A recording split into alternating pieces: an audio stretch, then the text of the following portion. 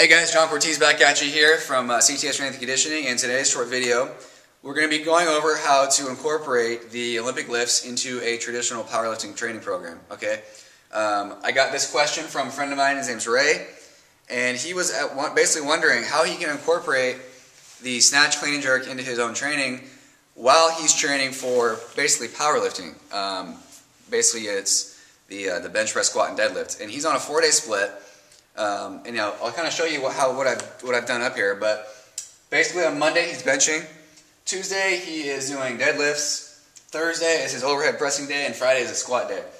So what I've kind of done, Ray, and for all those of you that are utilizing something very similar to this, is I've broken down what you can kind of do each day to incorporate at least one strength speed movement, or speed strength movement, whatever you want to call it, into your training programs while you are still training for powerlifting, and it's not going to affect your strength at all. Actually, I think it will actually make it better.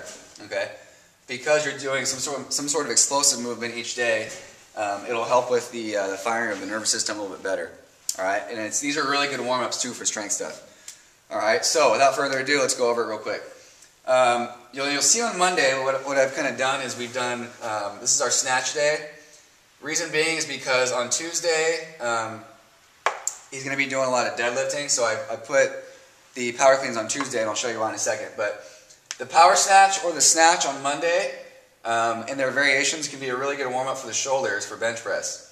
And it's a lighter movement, so it's not really going to be too taxing as far as the upper body goes. And again, like I said, it's really good for the shoulders because every time you are snatching the bar, you have to externally rotate the shoulder and then stabilize the bar over your head. So it's actually a really good warm-up for bench. Okay, so what I've kind of done is, this is a basic template of three basically big movements per day.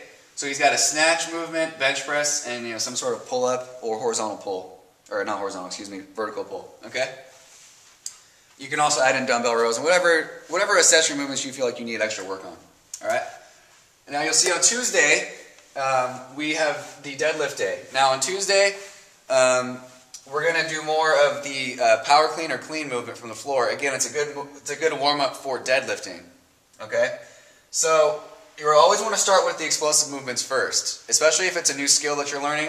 You don't want to deadlift first before you do power cleans because you'll be shot, and your technique will be you'll suffer because of that. Okay, so we're going to do power cleans or cleans first, and by definition, a power clean is from the floor.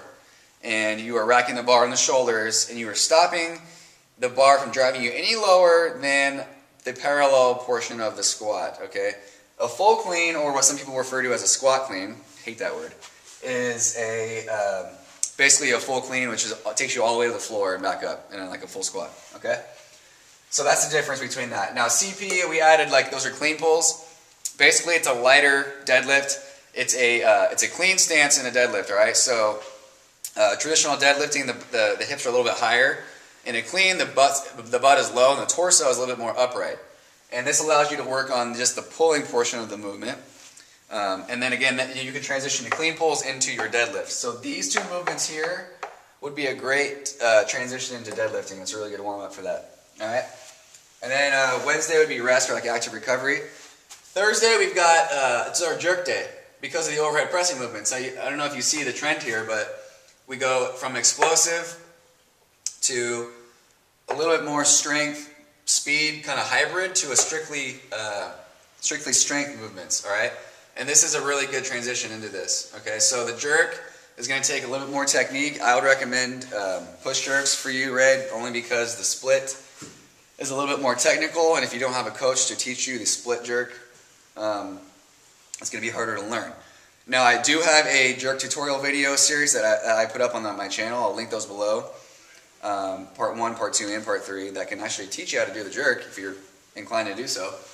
But what we've done on Thursday is we're starting with the jerk, transitioning into push pressing, which is basically the bar on the shoulders, still using the same dip and drive for jerks, and then just finishing with the arms. And then lastly is the overhead pressing, which is just the strict press of the bar overhead, military press. Okay? And then you'll see on Friday is our last day. We're incorporating again some sort of clean and or a snatch movement from the hang. Now these movements on Monday and Tuesday are from the floor, so we're going to save the back a little bit and save it for squats. Okay? So I've also incorporated some jump training in there just to fire the legs up for the squatting. So the hang clean or the hang snatch stuff, you can do powers, you can do full, whatever you're inclined to do. Again, if you're just trying to incorporate basic Olympic weightlifting movements into your training, you may not need to always do the full movements, but they are helpful for hip mobility. So don't shy away from the full lifts just because you feel like you can't do them. They are going to help with your mobility, okay, in your hips. And the jump training, again, is most powerlifters know that's, they call it like their dynamic effort day. They use speed squats, jump training, whatever you're going to do. Very helpful for producing force in strength movements such as squatting. Now I wrote BS or FS, back squat or front squat. I would rotate in both movements, especially if you're going to start doing cleans. You're going to want to do a lot of front squats because you're not going to be able to stand up a bar if it pushes you to the floor and your mobility sucks if you don't front squat. So you got to front squat at least every now and then. I would actually put that in over back squatting personally, just my opinion. Okay? So that's your template, how to incorporate the weightlifting movements into powerlifting.